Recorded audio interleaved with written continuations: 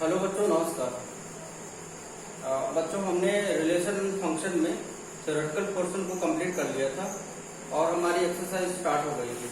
तो एक्सरसाइज 1.1 में हमने कुछ एग्जाम्पल के क्वेश्चन और आज हम एक्सरसाइज 1.1 के कुछ क्वेश्चन यहाँ करने जा रहे हैं।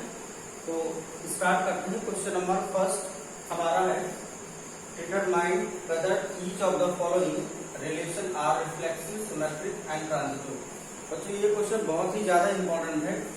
बोर्ड एग्जाम में आपका ये क्वेश्चन बिल्कुल कंफर्म होता है, रिफ्लेक्सिव, सिमेट्रिक और ट्रांजिटिव।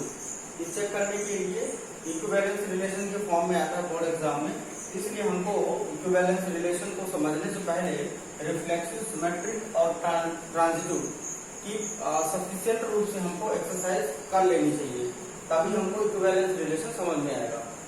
तो स्टार्ट करते हैं। ये हमारा पहला क्वेश्चन है। इसमें relation R in the set A 1, 2, 3 and up to 14। इसके बाद फिर रिलेशन यहाँ से डिफाइन है हमारा, relation R equal to x y such that 3x - y equal to 0। ये हमें चेक करना है कि ये रिफ्लेक्सिव, सिमेट्रिक और ट्रांजिटिव है या नहीं। तो स्टार्ट करते हैं। रिफ्लेक्सिव क्या होता है? जब हम कोई सेट डिफाइन करते हैं तो जो एलिमेंट होते हैं, वो जितने भी सेट में एलिमेंट होते हैं उनके सारे के सारे डबलेट होने चाहिए, और अगर दूसरे भी रिलेशन मौजूद हैं तब भी वो रिफ्लेक्सिव होता है। सिमेट्रिक में अगर कोई रिलेशन गिवन है तो उसमें हमारा जो एलिमेंट, उसमें जो हमारे सेट में रिलेशन डिफाइंड होंगे वो और उसका रिवर्स अवेलेबल होना चाहिए। इसके बाद ट्रांजिटिव में क्या होता है कि अगर कोई दो एलिमेंट बिलोंग कर रहे हैं रिलेशन में, तो इसके बाद और अगले दो एलिमेंट बिलोंग कर रहे हैं, इसके बाद थर्ड एलिमेंट भी उसमें, थर्ड रिलेशन भी बिलोंग करना चाहिए। तो चलिए यहाँ से स्टार्ट करते हैं और इस क्वेश्चन के हेल्प से इन सारी चीजों को हम समझने का प्रयास करते हैं। तो यहाँ से हमारा रिलेशन जो डिफाइंड है,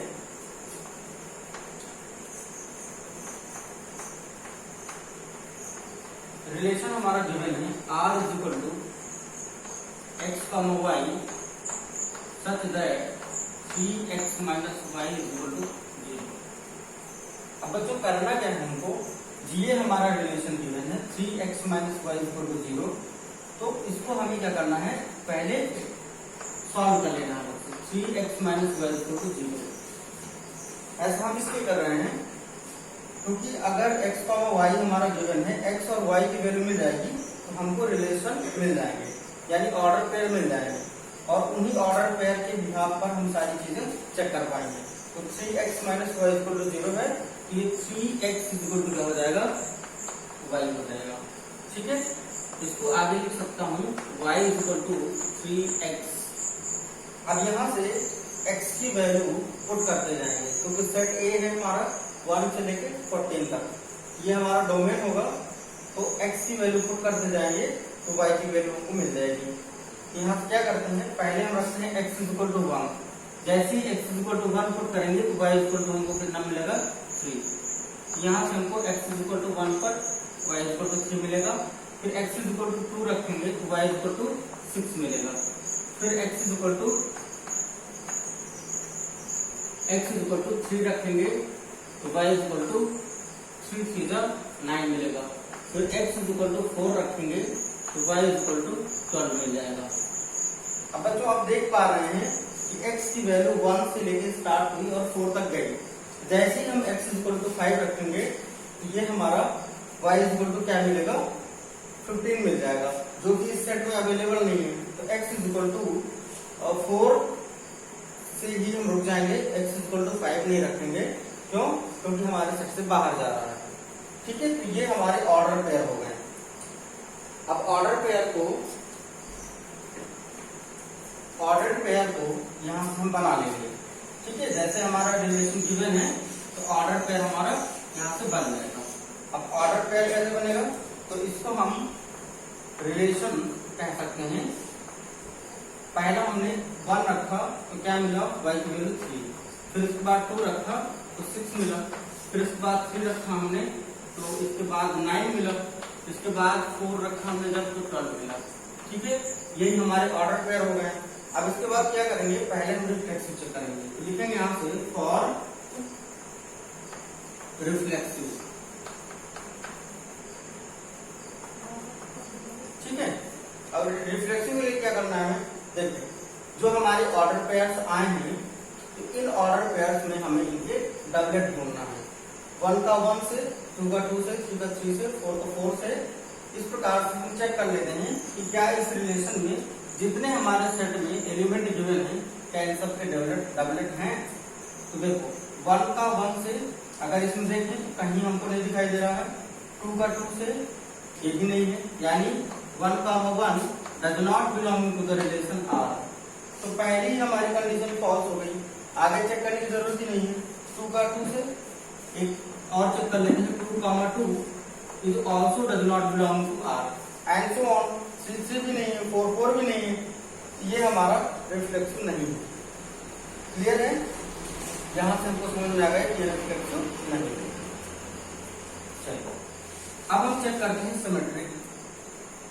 यहां से लिखेंगे फॉर सिमेट्री।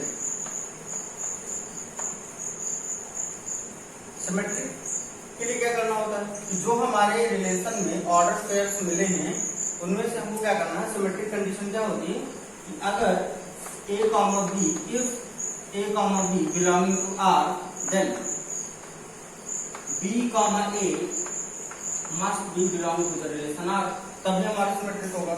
अगर a comma b belong to the r, then b comma a r से बिलोंग करना चाहिए, तभी हमारा सिमेट्रिक होगा। अब सिमेट्रिक हमारा इस केस में नहीं बन रहा है। आप चेक कर लीजिए 1 कामा 3, अगर मैं पहला एलिमेंट यहां से उठाऊं ऑर्डर पेयर 1 कामा 3, तो ये रिलेशन में बिलोंग तो कर रहा है, बट यहां से लिखेंगे but 3 comma 1 does not belong to the relation R. यहां से पहली कंडीशन हमारी फॉल्स हो जाती है, इसलिए हम बोल देंगे कि आपका सिमेट्रिक नहीं है, आगे चेक करने की जरूरत नहीं। ठीक, अब इसके बाद हम बात करते हैं ट्रांजिटिव।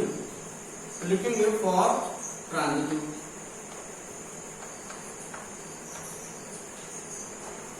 अब देखते हैं ट्रांजिटिव के लिए क्या बोला गया था।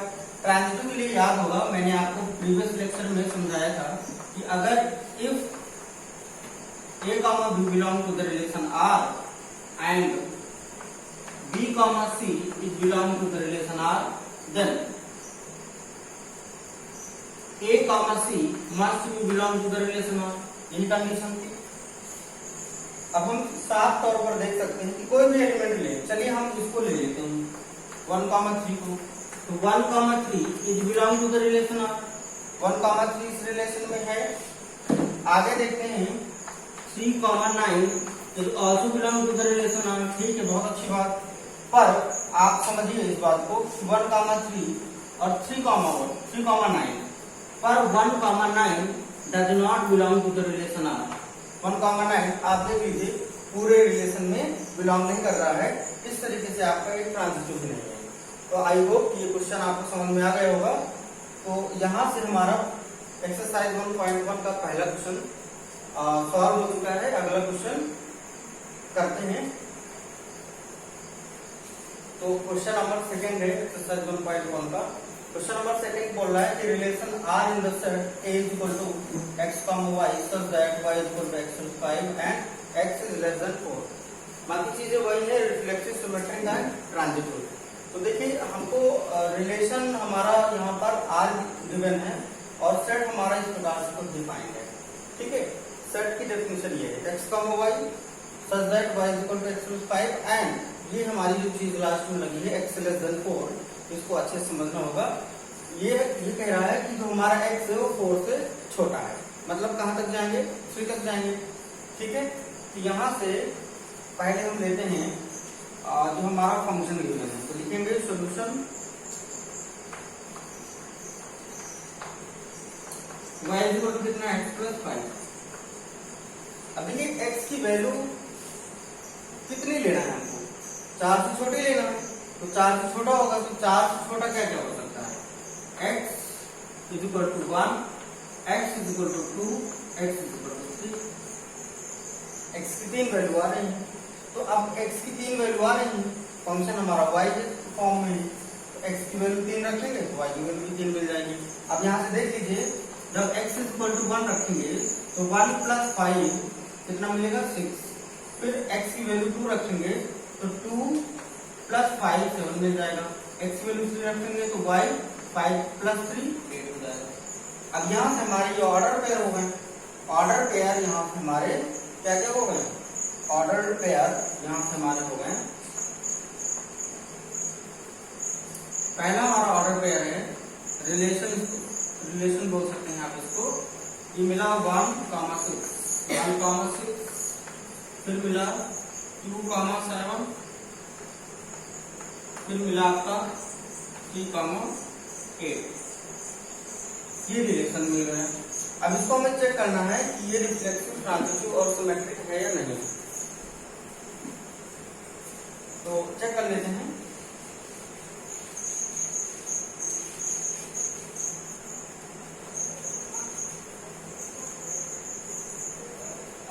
रिलेशन हमारा निकल के आया है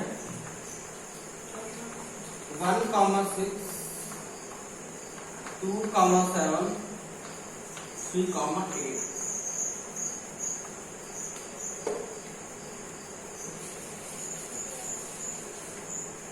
अब पहले क्या करेंगे, चेक करते हैं रिफ्लेक्सिव, लिखेंगे फॉर रिफ्लेक्सिव।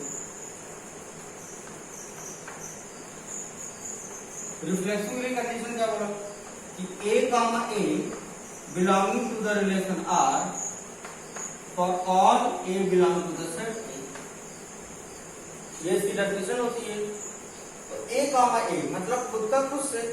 अब देखते हैं यहाँ से हमारे पास जो सेट है 1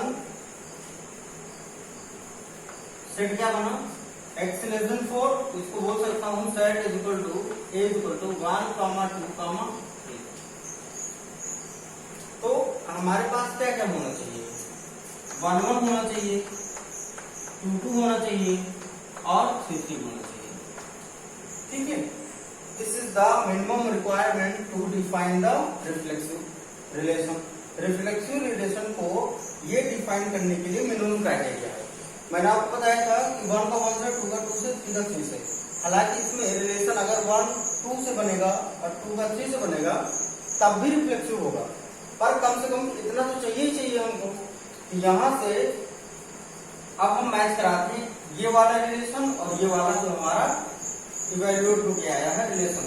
तो 1,1 नहीं है इसमें, देख लीजिए पूरे सेट में नहीं है, पूरे रिलेशन में। इसी प्रकार से 2,2 भी नहीं है, 3,3 भी नहीं है, यह आपका रिफ्लेक्सिव नहीं होगा। पहला केस आप सबको समझ में आ चुका होगा कि पहला हमारा रिफ्लेक्सिव नहीं है। अब चेक करते हैं हम सिमेट्रिक। यहां से लिखेंगे फॉर सिमेट्रिक।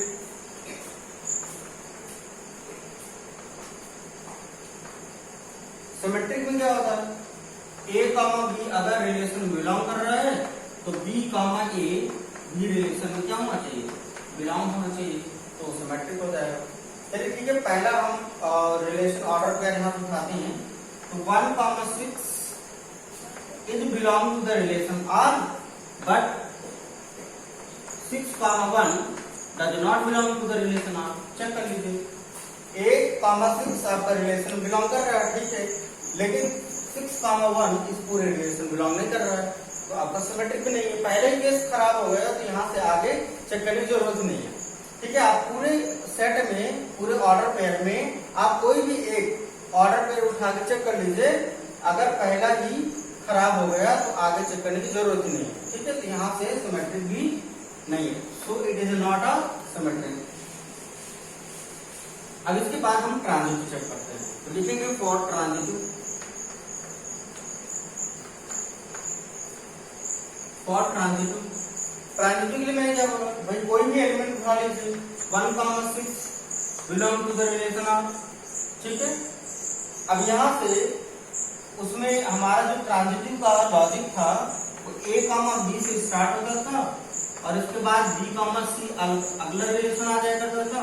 तो देखो यहाँ पर b है, यहाँ 6 है, तो किसी न किसी ऑर्डर पेयर में 6 आना चाहिए था, तभी तो हमारा रिलेशन बनता। पर आ ही नहीं रहा है। इसी प्रकार से 2,7 भी चेक कर लीजिए, 2,7 है और किसी भी ऑर्डर पेयर में 7 नहीं आ रहा है।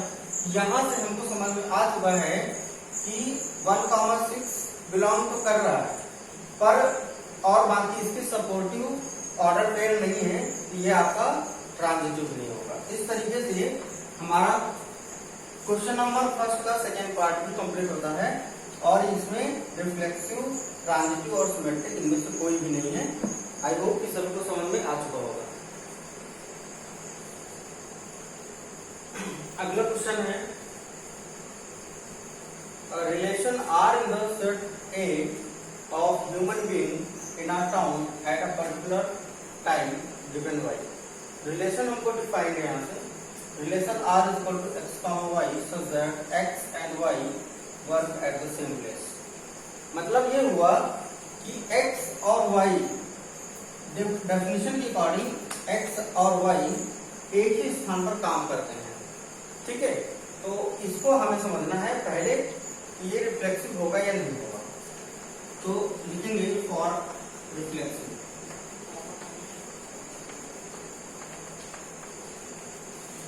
ठीक है। अच्छा बताइए मुझे ऑर्डर पेयर कितने हैं? अगर इसमें हम निकालें वेरिएबल फॉर्म में तो एक ऑर्डर पेयर बनेगा हमारा इसका x, y, या आप इसको सेट मान लीजिए। सेट ए इक्वल टू उसमें कितने एलिमेंट हैं? x, y, ठीक है। अब इस बात को समझिए, रिफ्लेक्सिव के लिए क्या होगा? कोई खुद होगा जो अपनी खुद की इमेज बनाएगा, ठीक है। x अगर काम कर रहा होगा तो खुद वहां अवेलेबल होगा।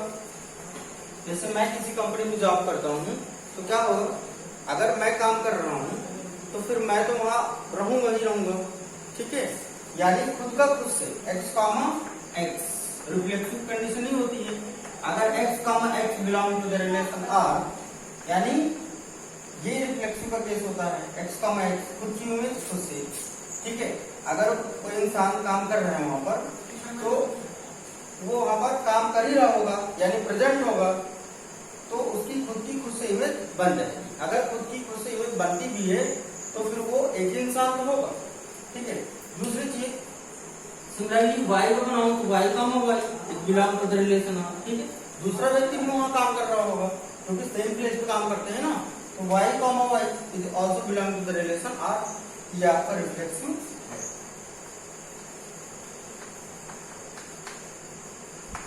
ठीक, ये रिफ्लेक्सिव है। अब हम चेक करते हैं कि ये आपका सिमेट्रिक है या नहीं है। लिखेंगे यहां से फॉर सिमेट्रिक।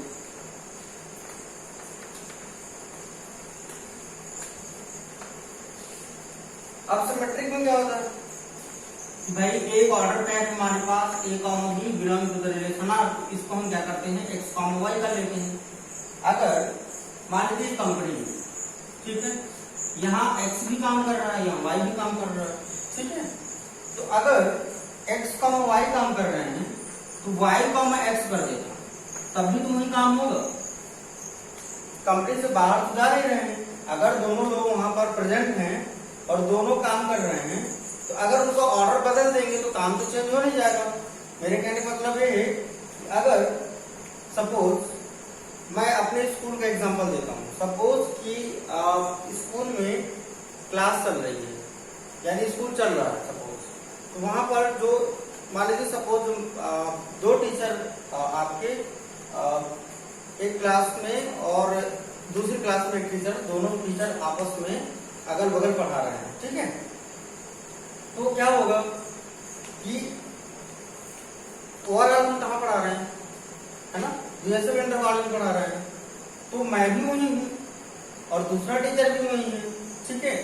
अगर उन दोनों टीचर्स की क्लास चेंज हो जाती है, एक्सचेंज हो जाती है, तो काम तो अभी भी कर रहे हैं ना हम। इसका मतलब ये हुआ कि x, y is also belong to the relation r and y, x also belong to the relation r। So ये हमारा क्या है, सिमेट्रिक भी है, क्योंकि सिमेट्रिक की कंडीशन फुलफिल हो रही है यहाँ पर, ठीक है।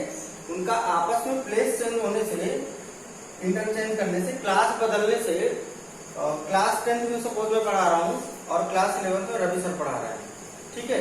और अगले पीरियड में रवि सर क्लास 10 में पढ़ा रहे हैं और मैं क्लास 11 में पढ़ा रहा हूँ, तो इससे क्या होगा, काम तो अभी भी कर रहे हैं हम स्कूल में, ठीक है। यहां से अच्छे से समझ में आ चुका होगा कि ये सिमेट्रिक है। अब हम चेक करते हैं ट्रांजिटिव, लिखेंगे यहां से फॉर